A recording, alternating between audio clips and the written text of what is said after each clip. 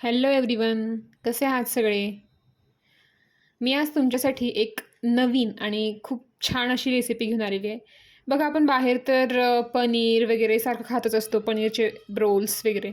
तर आपण घरीसुद्धा अगदी घरचे इन्ग्रेडियंट्स वापरून आणि प्रोटीनयुक्त असं घरीसुद्धा आपण पनीर रोल बनवू शकतो.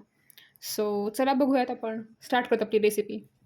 सो मी इथे मिल्की मिस्टचं एक पनीरचं पाकीट घेतलेलं आहे. आता आपण इन्ग्रेडियंट्सकडे वळूयात. इन्ग्रेडियंट्स जे लागतील ते घेतलेले आहेत, म्हणजे तिखट, मीठ, आलं लसूण पेस्ट, हळद आहे त्याच्यामध्ये. ओके, सो आता आपण चिरायला घेऊयात.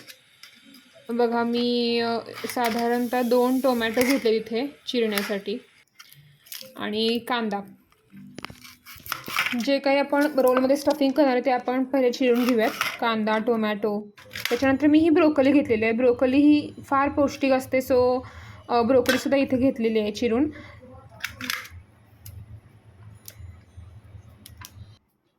सो आपले सगळे इन्ग्रेडियंट्स तयार आहेत इथे चिरून.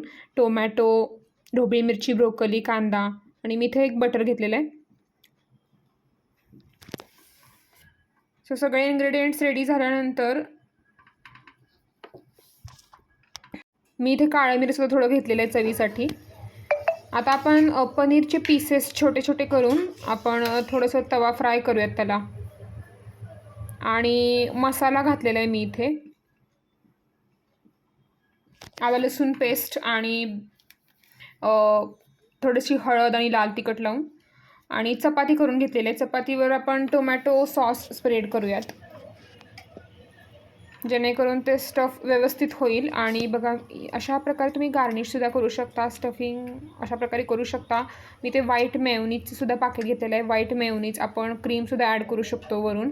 कांदा, टोमॅटो, ढोबळी मिरची, ब्रोकोली, थोडेसे पनीरचे पीसेस आणि व्हाईट मेयोनीज. सो आपण एक असा रोल बनवून घेऊयात इथे चपातीचा. तुम्ही बघू शकता इथे असं व्यवस्थित आपण स्टफ करून घेतलेलं आहे आणि एक चपातीचा ह्या रोल अगदी व्यवस्थित बनवून घेतलेला आहे. अशा रीतीने आपला पनीर रोल रेडी आहे. सो अशाच भरपूर व्हिडिओसाठी लाईक आणि सबस्क्राईब करत राहा. Thank you, bye.